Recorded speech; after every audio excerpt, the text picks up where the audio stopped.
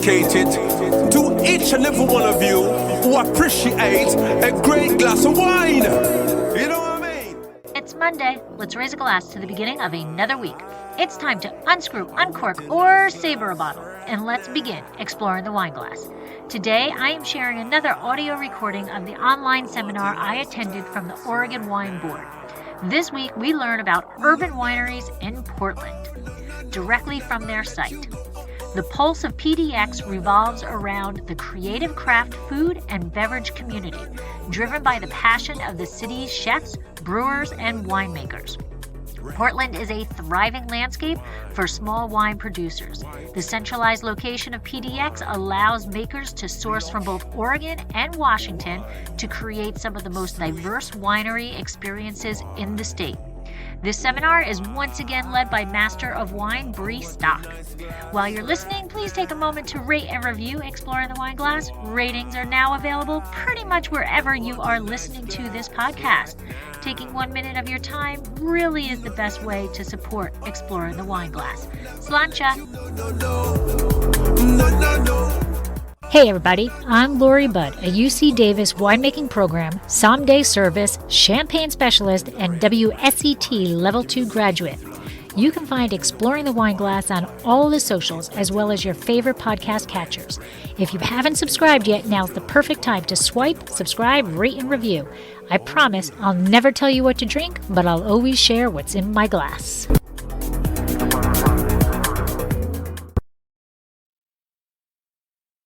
This has been another episode of Exploring the Wine Glass. Thanks for listening. If you have suggestions on what topics you would like me to discuss, please reach out on social media. You can find me on Twitter, Instagram, and Facebook as Exploring the Wine Glass. I am also on LinkedIn as Lori Hoytbud. Of course, you can always email me at exploringthewineglass@gmail.com. If you enjoyed what you heard, please rate, review, and subscribe to help others find me more easily. And most importantly, tell your wine-loving friends, because if you like the podcast, they will too. Music is Wine by Kevens. Until next week, Slainte. Welcome everyone to the Portland Urban Wineries webinar for Oregon Wine Month. Today we'll be focusing on Portland and the urban wineries that we get to enjoy right here in the city center of Portland, Oregon. Again, I am David DeWitt. I manage trade for the Oregon Wine Board. Thanks, David. Happy to be back for another Wine Month webinar session. And this one is a view from Portland downtown and its urban winemaking scene. We are fortunate, and that's the beautiful city of Portland.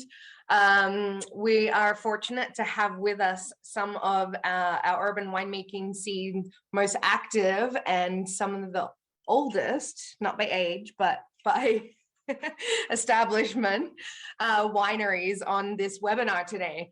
So let's jump right into introducing them. We have the lovely Anne Hubat from Helioterra Wines. She has a fantastic winery in downtown Portland and also a cidery. So that's one thing that you're going to discover in this webinar is that those who are in the downtown can't help but dabble and explore all the world of fermented beverages. So we're super excited to have her and share her insights about being in this region and one of the first urban wineries in downtown Portland. We also have Alex Morrow on from Archival Spirits and Ash Street Wines. Alex has been a long-term restaurateur here in Portland who got bitten by the bug, as many of us who started in restaurants do, and has moved across to making some of the most exciting vermouths and reviving archival spirits here in Portland. So excited to chat to him today as well. Unfortunately, Pam from Willful Wine can't join us today. She's having a puppy emergency, which I completely understand. But we also have Julia Burke from Willamette Valley Wineries on the line as well, who can answer any Willamette Valley specific questions that you may have. And she's also a master at dropping in links and giving you all the information that you could ever think about close at hand. And there she goes right there. Thanks, Julia. So I wanted to touch very quickly on just the amount of wine regions that Oregon touches on. And this is really important for the urban wine scene because all of these wine regions are actually available for tasting in the urban wine scene. The Oregon wine scene is really increasing quite dramatically. We have nearly 400 vineyards and around 1,000 wineries now in Oregon and Portland. And I'm going to let you jump in and tell us a little bit about all of the regions that the urban wine scene focuses on or doesn't focus on for that matter. And especially since, you know, the Willamette Valley is actually nestled around the downtown core of Portland. So one of the few urban wine scenes that is actually situated within a nested AVA. So Anne, can you just touch on not only the AVAs that you source from within the Willamette Valley or that the producers in Portland source from, but all around the state as well? Hey everybody, I am Anne Hubach from Helioterra Wines. I'm located in inner southeast Portland, and I'm kicking it right off with my notes here. Thanks, Bree, for one that I can read off. So it's actually pretty incredible. We did a survey a couple of months ago across all 13 of us in the Portland Urban Winery Association, which, to be fair, is 13 of the 24 wineries that exist within the city. There are some that are just starting who maybe haven't grown to a point that they've joined yet, and others that, you know, maybe aren't necessarily on the team player status, which is fine. Everyone has their own thing. But just amongst the 13 wineries that are members of the Portland Urban Winery Association, looking down my list here, I see 19 different AVAs that we source grapes from. So that's across Oregon and Washington. So not just specifically the Willamette Valley and the nested AVAs, but actually as I'm looking here, everything that is up on your screen right now is represented by wineries in Portland, plus a number of others down in Southern Oregon and across Washington. So it's really quite exciting how much diversity you have within the wines produced in the urban center. You know, none of us actually own our own vineyards. We rely 100% on our growers, our growers in order to be producers, because we tend to focus just on the winemaking, focus on the areas where we believe we do best, and hire the best growers out there to bring in fruit to make our wines in our urban wineries. So it is pretty remarkable how much of the Northwest you could taste if you were to visit a handful of the Oregon or the Portland urban wineries just in one afternoon or a weekend. Yeah, and that's pretty unique. You know, when you think about coming wine tasting, you think about, you know, often, you know, making the trek out to the valley, you know, which is, you know, 45 minutes at least from Portland. But it's quite possible for you to be able to fly into Portland in an afternoon or just for a weekend and taste a significant amount of what the state has to offer, and even what Washington has to offer right from Portland.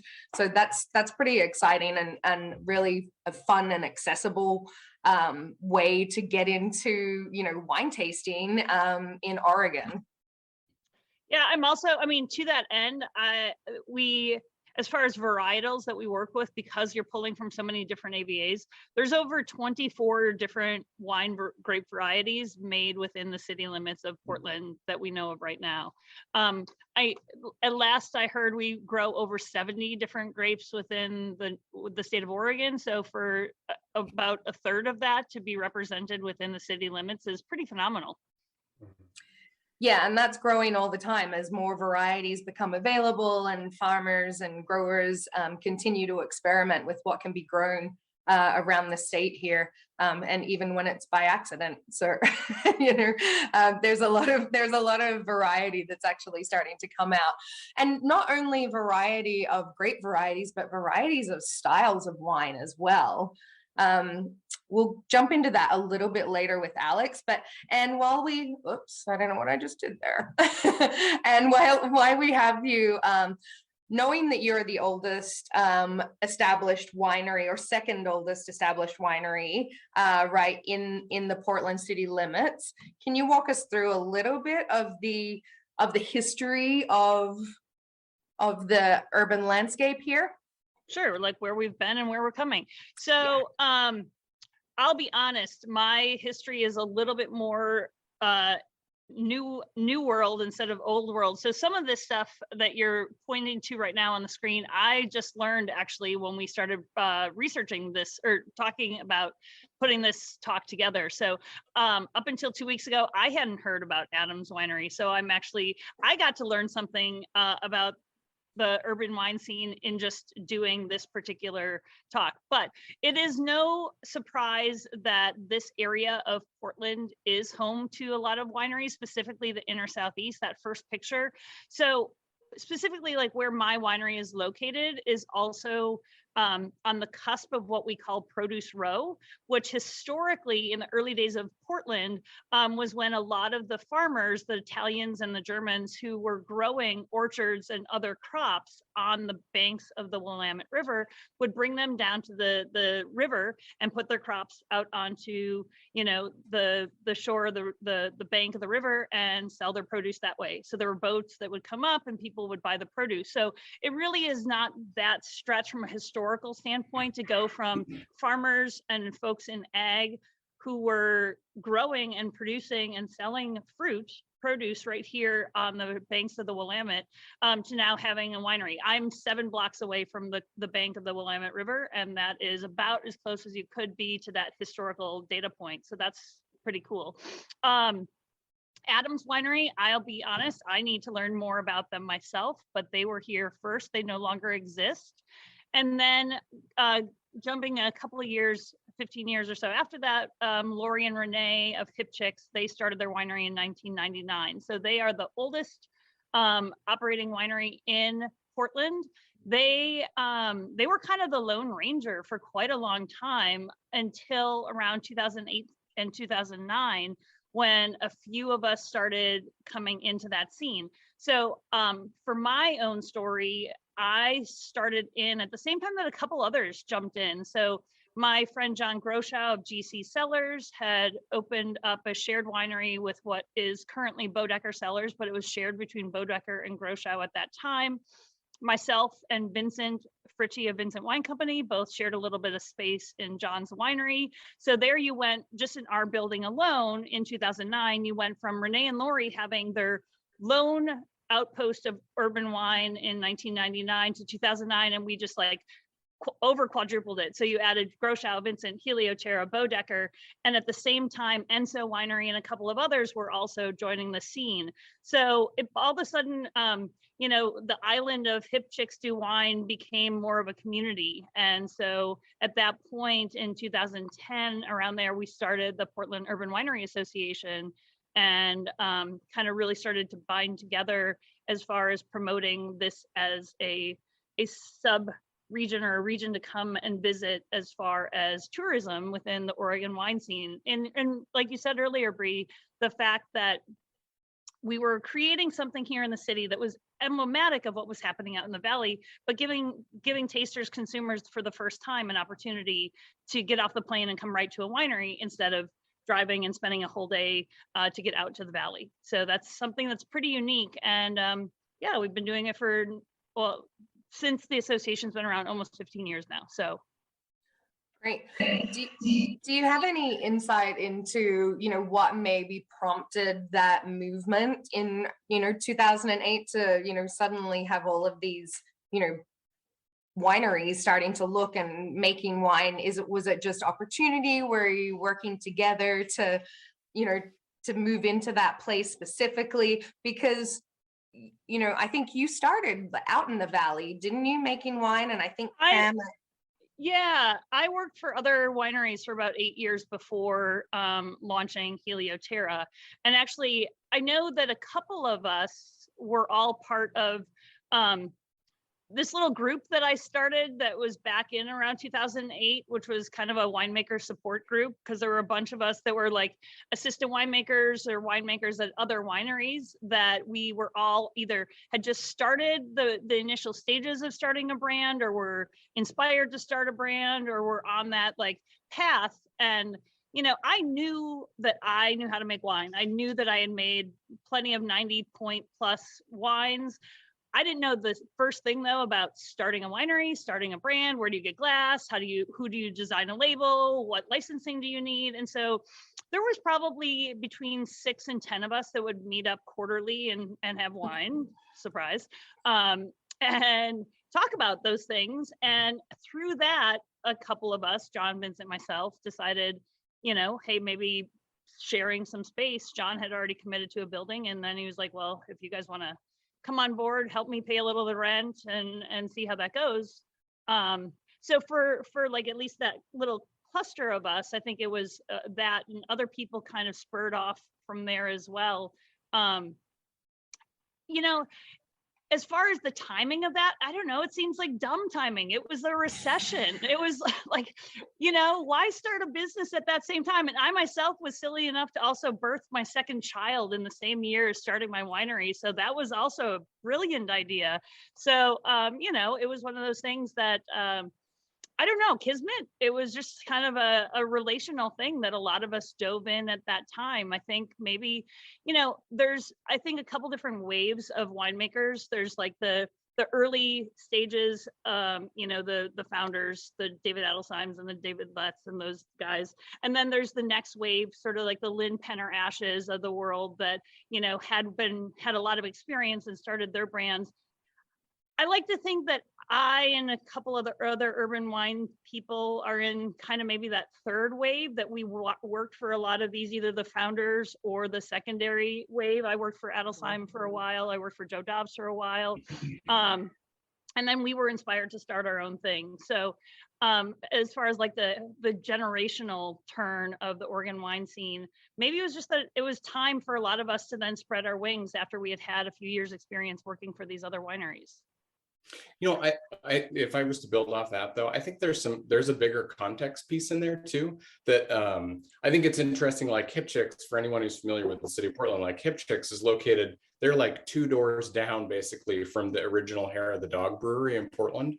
And I do think that interim period between like 1999 and 2000, the late 2000s, there's like a huge amount of like, there's this like explosion and percolation of craft breweries, craft distilleries, and they all happen in the same area, like the Portland Distillery Row. It emerges in the late 90s, early 2000s in exactly, basically between Ann's Winery and my winery, or around the corner from Hipchicks. And I think that there's a bigger context in there about what happened to Portland in that time period, where there's just a lot of bubbling interest in craft beverage, which spills out into winemaking and creates all this interest around it.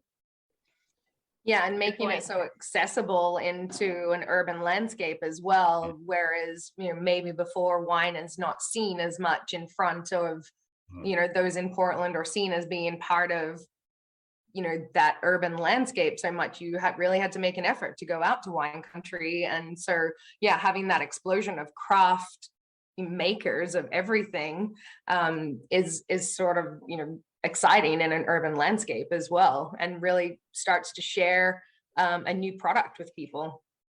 Well, like Ann says, I think that there's a sort of like collective knowledge that it requires in the urban landscape. Like, how do you move glass around in the city between, from place to place, and fitting into odd places and retrofitting buildings. And I don't know, my own experience, I benefited greatly from like colleagues who helped me sort of navigate the city urban planning, because you go into the urban planning office and they're like, you want to start a what? Like, you can't put a winery in a downtown. That belongs like out in wine country, right? And as long as you figure out how to navigate those things, but it requires like having the collective wisdom of a bunch of colleagues. Yeah, I was even just thinking, where do you put all the grape must after you pressed it? Yeah, it's an interesting set of questions. There are a couple of wineries that started, actually, they joke that it's like their 2-car winery, that they converted their home garages into that, and then used their city compost program, because we do have that here in Portland, where there's a city compost program where they pick up green waste at your house every week. And there were some wineries that literally started just in their garage, that they got it licensed and bonded, and used the resources within the city limits to start a small amount of commercial wine. Yeah, that's amazing.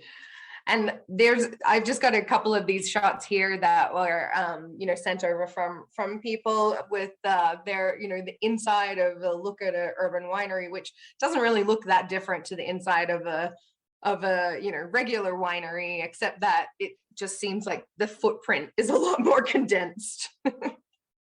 Yeah. Fewer tractors. Fewer tractors, yeah. You need those really small forklifts so you can get around in there. You also really can't do anything outside. That's that in contrast. So everything has to be inside, because there is a lot more crime, and you don't have a crush pad that would violate city codes outdoors. Yeah, that's a good point. Well, and also for that reason, does the urban wine scene or urban winery scene remain, fairly small? Is that what's the average, case production of an urban winery? That's a really good question. I think there are a fair amount of smaller producers, but I think there's a handful of folks. Well, okay, let me say this. No, there is no one that is a large producer, right? There is no one in the urban center that would be considered a large producer. There are a lot of people that are small producers, and a handful that are probably medium-ish. But, in context, 75% of Oregon wineries are 5,000 cases or less, right? So when you take that into account, if you consider 5,000 average, sure, there's a bunch of us that are making that quantity of wine. More than that, there's only going to be a handful of those within the urban core that do that. Yeah, absolutely. One other question, accessibility. I was thinking back to what you were talking about, with the timing and saying it was kind of crazy timing, right, for the wineries to be starting up in, at basically the Great Recession. But is there a really, is it an actual conversation that there is more, it's more accessible to start something up in an urban setting, or you don't have to buy a vineyard, you don't have, it's not a big land investment, and maybe there's less, agricultural sort of structures around an urban setting? Yeah, I would agree with that. I would say that there is a lot of collaboration that happens within the city. And I think also most of us, because we're not tied to an estate vineyard, are also thereby not as tied to an estate winery. So perhaps that spurs more of a sharing mentality, that people are more open to share equipment, or, you have Matt in the picture there on the Clark forklift. For a while, I didn't have a press, and I actually, for one vintage, brought a bunch of my wine over to his winery and pressed it there, and then just trucked it as juice back to my winery. So like that sort of sharing, both within a building but also across town, those things I think are definitely much more accessible. I think the Oregon wine industry in general has a deep entrepreneurial spirit, but also the fact that Oregon in general still hasn't reached, not yet, a cost ceiling that it makes it too expensive for an average person to get into this industry. There's a lot of people who can scrap this by on, little extra savings or their salary, over their day job, and still have a day job and make wine. And I don't think that that's necessarily the case if you're talking about other, real expensive, fancy, well-regarded AVAs. Not to say that Willamette Valley isn't that well-regarded AVA, but the cost of entry in Napa is significantly more expensive than the cost of entry in the Willamette Valley. But I think also, like, on that accessibility question, like, I think that like the fact of the matter is that like most of the majority of winemakers in Oregon or anywhere for that matter don't own estates, right? Like they don't own the vineyards that they get grapes from. They work with producers and they work with growers. And I think that's true of all of us in Portland that are making wine. Like we just pick and choose the growers that we work with. In some cases, those growers might be in the Columbia Valley. In some cases, those might be from the Willamette Valley or down in Southern Oregon. I don't think it's really much different. I think that actually Anne's point about this photo of Matt Burson at Portland Wine Company is interesting because I know Matt used to make wine for a while. He made wine out in McMinnville, like in sort of the heart of Oregon wine country, but he lives in Southeast Portland. And I think he just got tired of driving out to McMinnville to make wine and figured out like, oh, I can actually do this in the city. And I know Pam at Willful Wines is the same way. It's like, well, why am I keep driving out to McMinnville every day to go make wine out there when I could just haul the grapes into the city and I can make the same quality of wine, if not better, in the city as I was in the valley and just not travel nearly as long. I could spend more time focusing on winemaking and less time focusing on driving, right? Yeah, especially if you're purchasing all your fruit anyway, then, yeah, let the growers do, their craft and, you trust them and they understand your style and you're still visiting the vineyard. But yeah, having to do a 45-minute hour-long commute back to the city after doing a 12-hour day or, for 7 days a week for 6 weeks, that's a grind. So yeah, I completely understand that.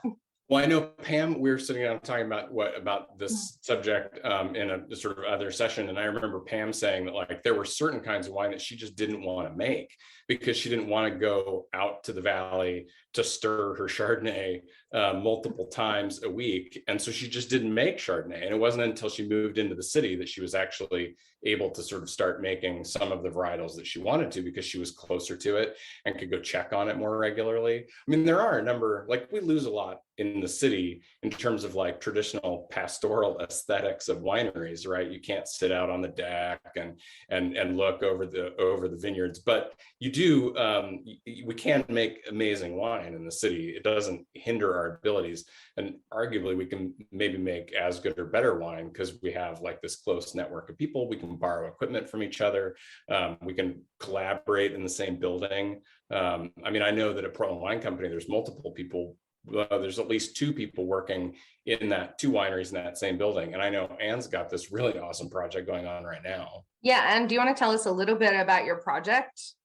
Well, thanks for that easy softball there, Alex.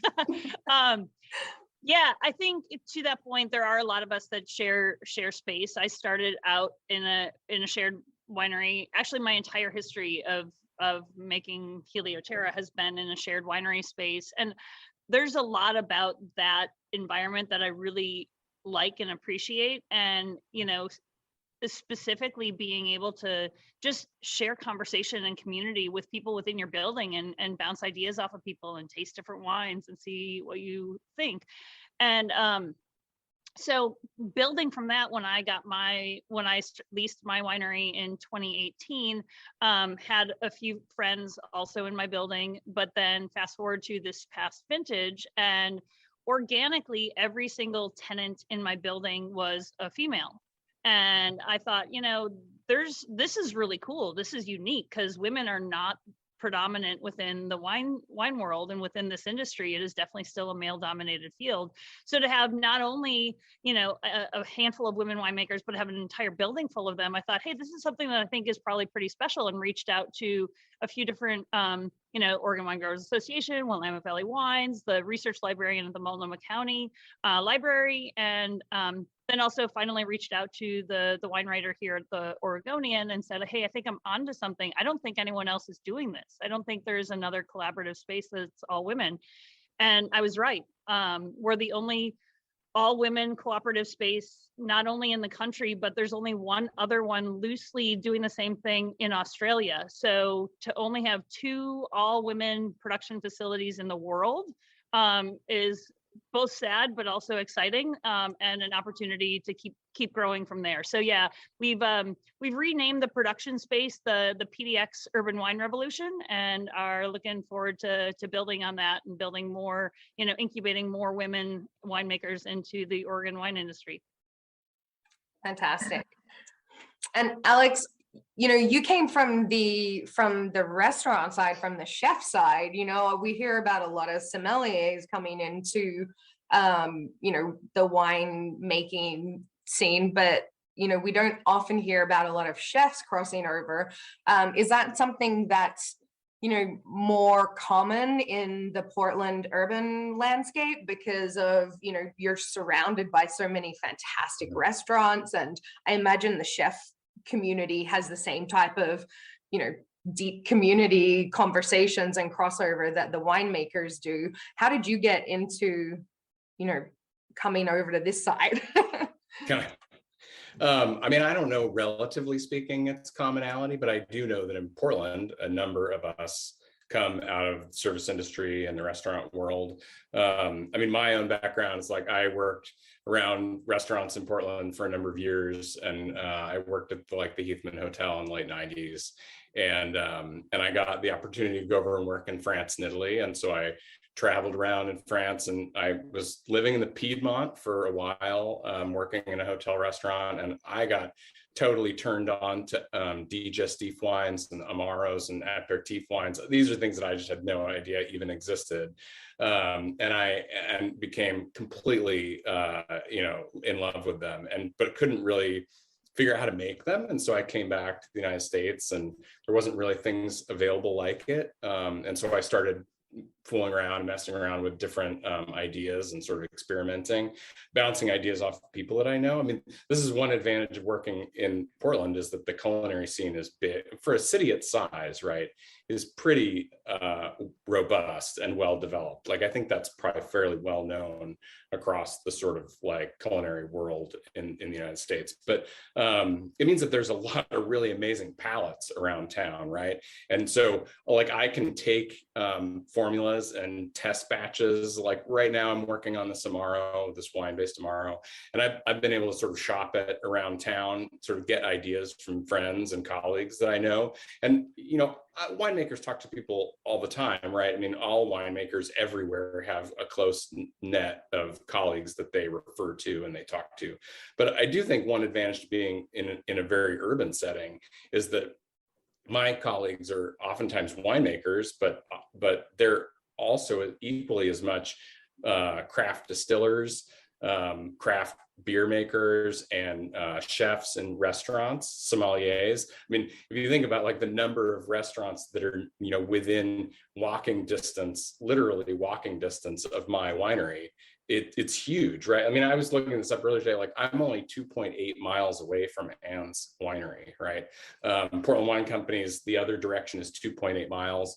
It means that I can do things like I can wander into Canard and go talk to the bar manager at Canard and ask her about what she thinks about doing with like an aperitif wine that I might make, right? And that's just a really distinct, interesting advantage of living in an urban setting, which is probably distinct than a rural setting. And it may explain why a bunch of these people, names that we've referenced, right? Like I know Matt Burson came from the service industry, Sean Groschow came from the service industry. There's just a number of us that sort of came out of that same probably late 90s restaurant milieu that came around in Portland. And I think that kind of has continued on. Yeah, and I love also a lot of that, you know, not only the sharing of, I guess, palettes, but that sort of shared celebration of fermented beverages. And I was just talking to Lee Medoff, one of the, you know, distillers in, you know, Bull Run Distillery, owner of that, who's downtown Portland, and just how he was, you know, sourcing wine barrels from, you know, wineries, and then also, you know, giving them back to other people, to like giving them to brewers. Or so there was just this a lot of like, I guess, cross-pollination of shared resources. But then also, I imagine, I mean, Anne, I know that you're doing cider as well. I imagine there's starting to be some more collaborations between wineries and brewers, and wineries and cideries, and you know, it's all the fermentation landscape, and you don't have to sort of peg yourself into one specific style or one specific variety, because there's so much creativity all around you. Yep. Yeah, absolutely. It's really pretty cool, actually. I know I've done collaborations with a couple of breweries on our cidery side. I've done some cider, some snake bites, some cider beer combos. I made a Manhattan cocktail inspired cider, which was a sherry cider that was aged in bourbon barrels from Freeland Spirits. And then after we spent 2 years aging that cider, the cherry cider, we then emptied those bourbon barrels and then gave them to Westward Whiskey, where they were going to make a specific whiskey aged in the cherry cider barrels as a next generation. So like, talk about round robin, it kind of just really fits in that way. And I've definitely collaborated on some beers that have been aged in different Pinot or Syrah barrels. I know Matt just recently did a Riesling snakebite or Radler style beer with a brewery here. I know I've given some grape must to some breweries in the past that would be part of their brewing. We also made some cider wine hybrids. We co-fermented some ciders with some grape skins and made some rosé ciders that way. We also back sweetened a cider with some Pinot Blanc juice one time. So there's a lot of different collaborations that are happening around the different industries. And Alex, to your point too, and Bree mentioning Lee, my building before it was a winery was a distillery. So talk about really vertically integrating the spirits and alcohol production within Southeast Portland. That's pretty creative and a neat vein of history that goes through it. Also, someone in the chat asked the question of, is there a lot of collaboration between the restaurants and the wineries? And there are. I think it's maybe a little bit less common, but there definitely have been a few wineries that will partner with restaurants and make a small batch wine that would be specifically made for that restaurant as an exclusive product that would be glass poured for that restaurant. So there's a lot of those opportunities, which I do believe kind of probably happens more, or the potential to happen more within an urban center, because like Alex said, we were just, a few blocks away from some of the best restaurants and the best chefs in the country. So, the restaurant closest to my house is Coquine, and Katie Millard has been nominated for a James Beard Award 3 times. So that's, I literally joke with them that I could put my car in neutral and coast down to my house from their restaurant on the hill. So I do think there is a lot more opportunity to partner with a lot of different producers and our chefs and the whole amazing creative food and beverage scene that happens here in Portland. And now, a word from our sponsor.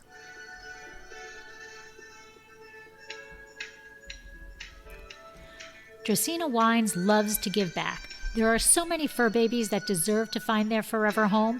We would love to be able to help as many as possible. If you are part of a nonprofit organization or know of a nonprofit organization that would like to hold a fundraiser, please contact us at contact@dracaenawines.com or visit our website, dracaenawines.com, to fill out the form. How does the fundraiser work? It is super simple and costs your group absolutely nothing. Together, we will choose a month that your group will be sponsored. During the month, you promote the fundraiser just like any other event you'd hold. At the end of the month, we will donate 20% of the sales to your organization. The donations will be made in the name of each individual who purchased the wine so that you know exactly who helped the animals. Our goal is to raise as much funds as we possibly can and to help as many animals as possible. So please help us help as many fur babies as we possibly can.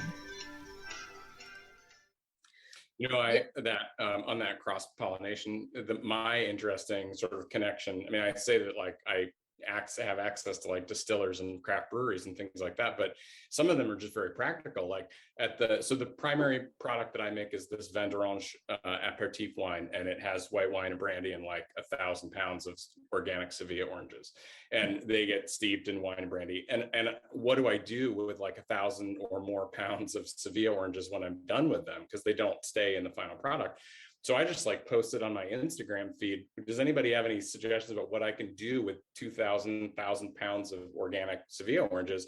And one of my friends at a distillery around, like 2 miles from the winery said, we'll bring them down and we'll just distill them. So then there's this discussion about like, well, let's redistill them and then let's put that back into the final product. We can increase the orange profile that happens on the backside. Some of it's experimentation, but some of it just turns into very practical, like, what could we do with this?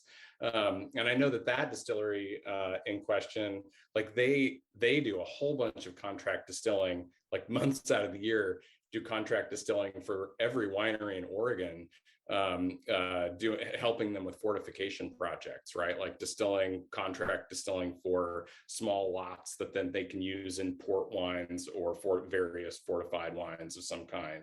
And I think that that's another one of these sort of like intersections of the craft industry within the city, right? Yeah, absolutely. It's definitely one of the most exciting. I know I love going to and seeing what the distillers are doing and what they're playing with, and just having access to all of that fruit and orchard fruit as well, knowing that, you're not far from Hood River and all of the cherries and pears and apples, and to your point, and the cideries as well. So there just seems to be recently there seems to be a lot more of that sort of experimentation happening around town as well. And that was just one of the images of that was the Port and Wine Collective, wasn't it? That tasting room that we had just up there a second ago. That one with Matt again. That's a Portland Wine Company. Yeah. Portland Wine Company. That's it. But there's so much. I love, there's definitely a lot of people watching to happen in Portland. That's for sure. So, to some extent, it's a little bit more entertaining than looking at a, planted vineyard. Depending on what mood you're in. Someone in the chat asked about the different views, and Julia was great about putting in some suggestions about Instagram. I just want to point out I'm in my loft right now, which is one of our private tasting spaces, but I'm on a laptop, so I can't flip the screen. But from where I am, I'm literally above the cellar. So, you can, this isn't a vineyard shot, but, I'm literally in my lofted space above my winery, that you could come and have a tasting right here and be literally in the middle of the cellar and see what's going on. And in fact, we do host harvest happy hours where guests could be up here in the loft in the middle of harvest and see the fermentations and actually taste what's happening in the cellar and see the action while being safe in a cozy lounge environment. That's something you don't get access to very often, for sure. I think Pam isn't here from Willful Wines, and she wasn't able to attend for a reason. But I know one thing that she wanted to make about all this like panoply of wineries that exist in Portland is like that range of experience that they go all the way from like really tiny like loading dock wineries all the way up to much more traditional wine tasting experience. I mean, I think this is one thing about, for people interested in coming to Portland Urban Wineries, you can have all sorts of different experiences, all the way from the sort of classic, like let's sit in the barrel room and barrel taste from like the finest vineyards in the state, all the way down to, tiny little wineries that are doing crazy, pet nats and piquettes and carbonic macerations of, co-fermented whites and reds with some cider tossed in. Like it really like runs the whole gamut. And I think that's one of the things that makes the Portland wine making scene so fascinating. Yeah, it's definitely a fun and good group environment to taste in, because you don't have to, please everyone with the, one grape variety or style, that, you get to experiment all over the place. And that's also one of these, we've got Jackalope, Corey from Jackalopes, white Franc, so Cabernet, white sparkling wine from Cabernet Franc that he makes as well, and serves in a can. And we're seeing a lot more wine cans showing up in Portland. We know that Union were one of the first to really begin that here in Portland, but it's really caught on around the state, and especially in Portland and the Willamette Valley. And also to your innovation here with the to-go pouch. I'd never seen that before, and it's such a great idea. Having something that you can just throw in your fridge, it isn't going to take up so much space, and also you can have a glass of and it's not going to oxidize. It's fantastic.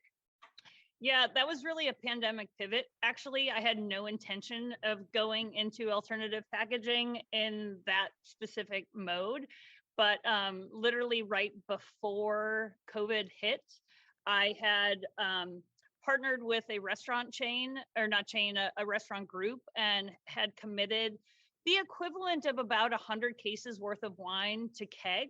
And so had kegged up all of this wine for these restaurants that then literally a month later, all of them shut. And so I was sitting on a whole bunch of keg wine and a whole bunch of potential profit, including a very large portion of my rosé, which it was about to be summer. And I panicked, and I was just like, I got to come up with an answer. And I talked to the head of the restaurant group, and I said, look, I think I have an answer.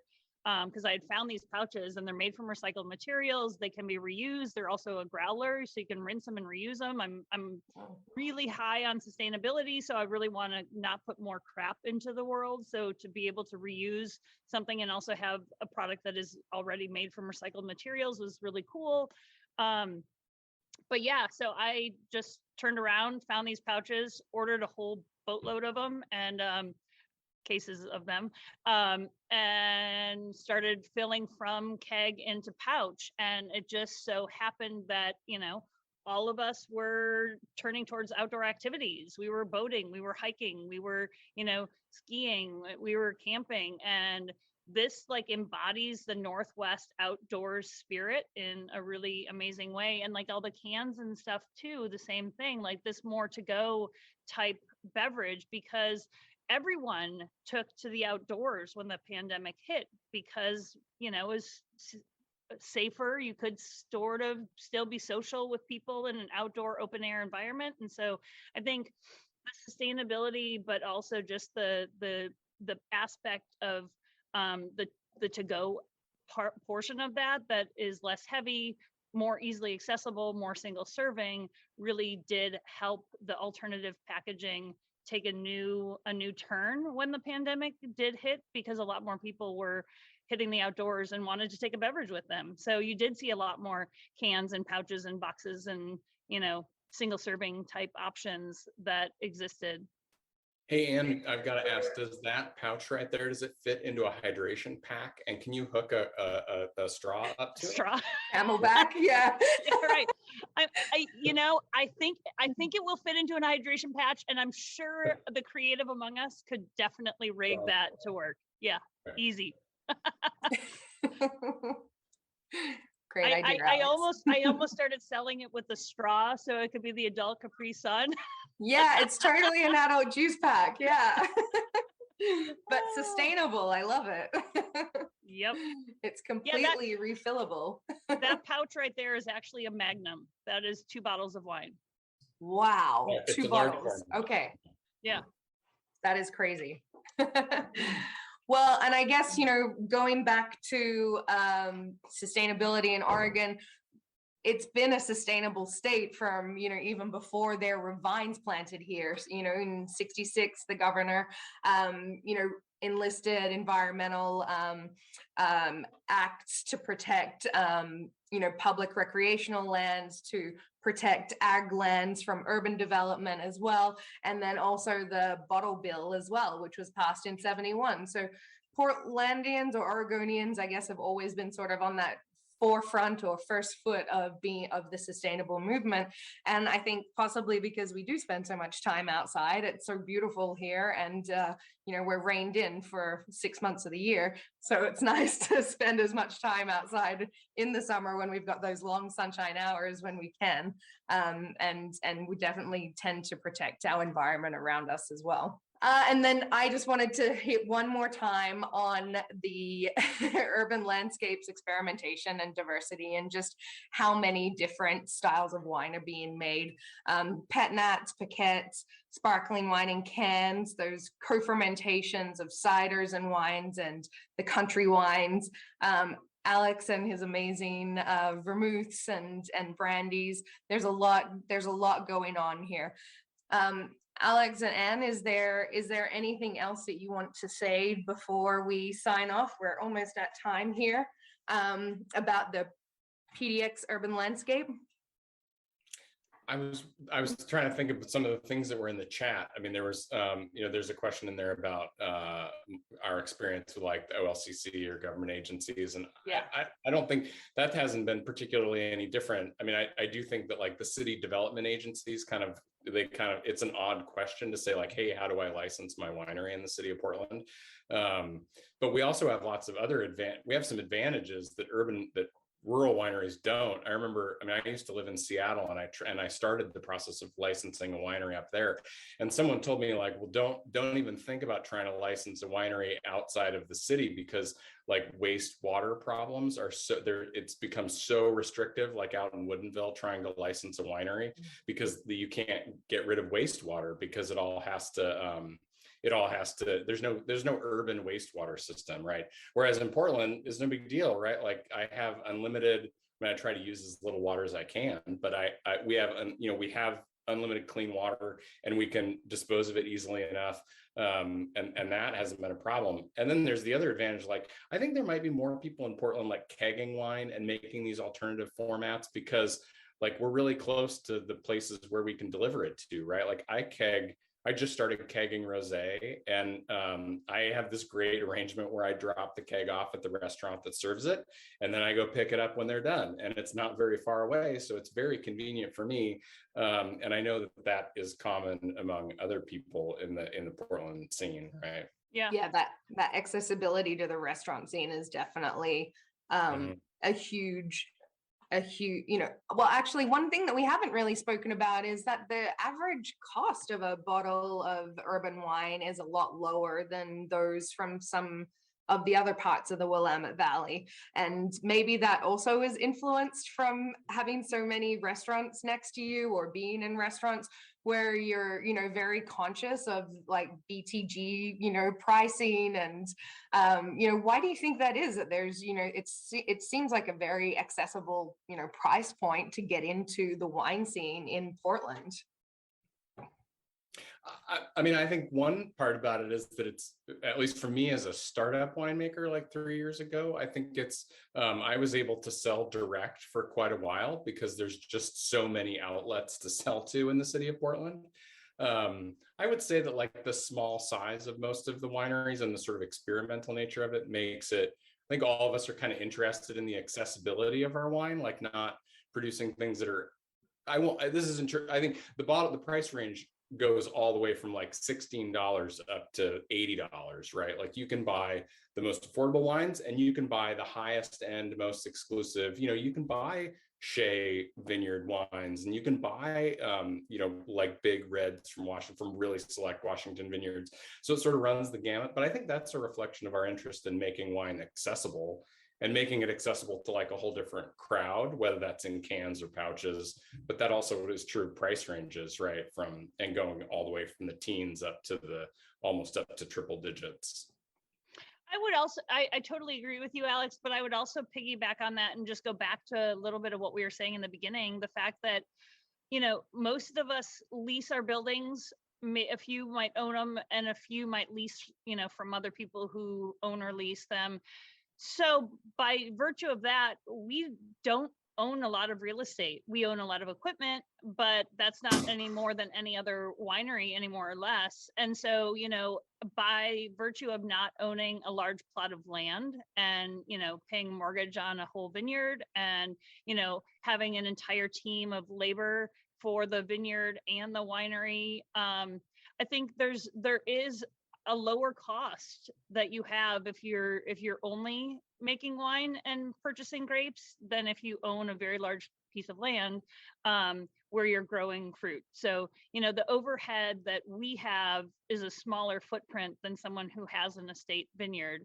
Obviously everyone has their different, their overhead cash flow situations, but I would say that, the cost of entry for an urban winery, you can skinny that down a little bit because your costs tend to be a little bit lower, especially in a shared setting. So No, Yeah, you're in a I'm- co-op and you're being able to share your machinery costs, your equipment costs as well, and not having the vineyard costs associated with that. Yeah. I think one thing that we haven't mentioned is that to my knowledge, all of the PDX urban wineries and even beyond the association, every other winery that I know in the city of Portland is independently owned, right? There are no groups or there are no like structured organizations that own wineries. All the winemakers that I know in Portland, they are the winemaker and they're the owner, and they do all the accounting and they do all of the cleaning and they do everything, right? And this is not, I mean, there are a lot of independent winemakers in Oregon, and you go out to the Valley and you go down to Southern Oregon, and there's a lot, even a vast majority of wine is still made by independent wineries, but 100% of the wine made in Portland is independently made, right? And the chances of going into a winery, into a tasting room and talking to the person who actually runs the forklift is really high, because we're all really small. We're all really small organizations. yeah. Along those lines, there's some a lot of great questions that are rolling in on the chat right now. One, that are there many growers for purchasing grapes available, or do most of them also make their own wine? There's definitely well, help me with the stat, Bree, because there's a lot of vineyards out there that do not have a winery, and there are a lot of vineyards that have a winery but also grow excess amounts of grapes that many other wineries purchase. Yeah, so there's more than 1,400 vineyards, and there's only just scraping 1,000 wineries, and that doesn't include the wineries or wine brands that are owned by the same company but have multiple different brand names. So I would say that the vineyard expansion and planting continues, and I think what we're starting to see is growers who don't want to just sell their fruit to just one company or one winery. There's a lot that want to experiment around and give their fruit to a lot of different people to see what the fruit can be in different hands and with different creative minds behind it. So I think that from even that grower perspective, there's a lot more expansion and creativity happening from a grower perspective as well. Yeah, and in the Willamette Valley alone, there's 700 and something odd wineries and nearly 1,000 vineyards. And often as you move further south as well, you start to get larger vineyard sizes as well, who are selling to not only producers in Southern Oregon, but they're also selling to those in Portland or in the Willamette Valley as well. So there's just a lot of sharing of of fruit and styles across those vineyards as well. I mean, one of the nice things about being in Portland is it's so accessible to get to different vineyards. And I know Ann and Pam and I had talked about this, about how, we can drive just as easily to McMinnville and out to Carlton or Willamette Valley to those vineyards as we can go out to the gorge, right? Like later this week, I'm going to go check on a vineyard on the Washington side of the Columbia River and go see how they're doing, because they're way high up in elevation. We've had a bunch of snow lately. But that's not any further away to drive to the gorge as it is to drive out to the Willamette Valley. Walla Walla is closer than Southern Oregon is for us. So really, we're sort of at this intersection of like all these amazing wine growing, vineyard growing regions, and we can check on all of them, and it's easy to go out and see them and visit those people and have that close relationship. Yeah, and from a winemaking perspective and experience, it gives you a lot more experience and a lot more creativity to be had working with fruit that comes in at different grape varieties, different brix levels, different ripening levels, and then how they all perform differently in the cellar as well. There's a lot of different decisions that you can make there, and the blending between regions. You're not so reliant on having to have a Willamette Valley AVA or a Umpqua Valley AVA. You can blend across the regions and have an Oregon wine if you're purchasing from vineyards all over the state, it's truly an Oregon wine. That's kind of fun. Yeah. Yeah, definitely. One other thing that I was just thinking about too, that we've piggybacked on, but honestly, I think being in the urban center while going through the pandemic might have just saved my brand and allowed me to even remain in business, because I spent the first probably 6 months of the pandemic with a large portion of my time literally dropping off cases of wine on people's front porches, which I kid you not, it felt like it was back to my first year in business when, I just needed to keep selling bottles and boxes. And that was the best use of time, was those direct sales. And, having that many people really come out and wanting to support local and wanting to support women and wanting to support, what was in their backyard. People made a lot of conscious choices about how they were spending their money. And I believe that those folks in the Valley probably didn't have that opportunity as much as those of us did here in the city. And that's obviously a microcosm, and it'll never happen again, knock on wood. But, it was what it was at the time, and it really was a huge help to my business. And honestly, I think for my psyche, to be able to stand 6 feet apart off someone's porch and have a 5-minute conversation about how they're doing and about, the wine and just having human interaction was not only saving my business, but probably my soul a little bit. And that was a very, very big deal. Yeah, well, it comes back to that community feel and, the humanity of wine even, it's such a deeply, human beverage from the very start of its production to where it ends up, the entire gamut. There's so many touch points. And so, yeah, I think that where everyone else felt incredibly isolated, it was so good to be able to tap into that community that you had on your doorstep, and super lucky. Yeah, it was really lucky. It definitely was really lucky.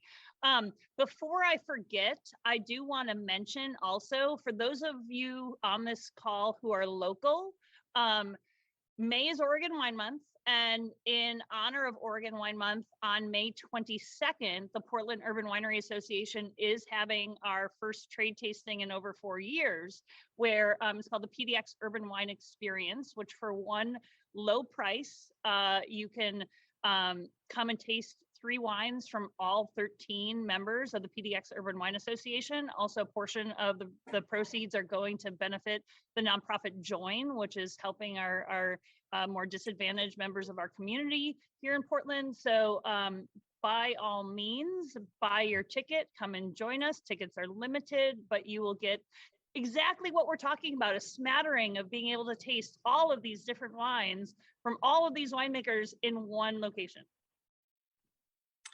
Awesome, and look forward to it.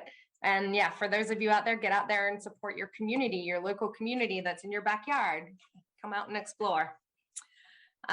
With that, I would like to thank Anne and Alex for joining us, and for Julia and David for being the masters of the chat response. I appreciate that. It's always nice to not have to do it yourself.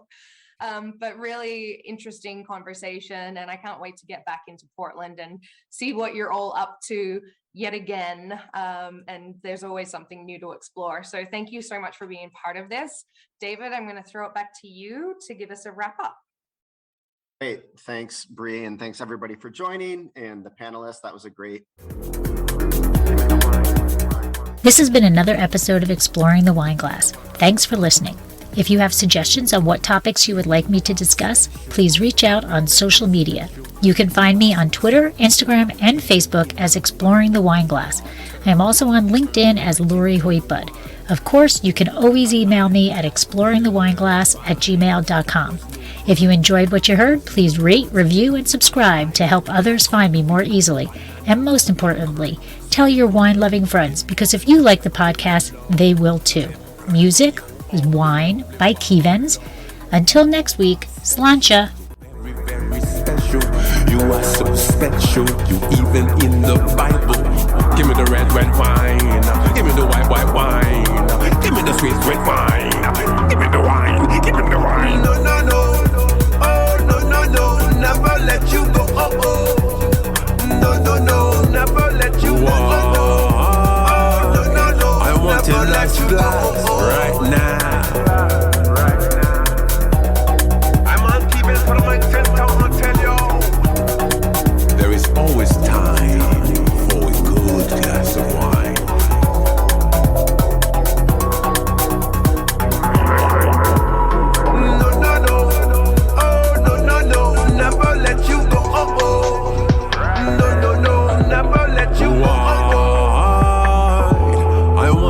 first glass right now.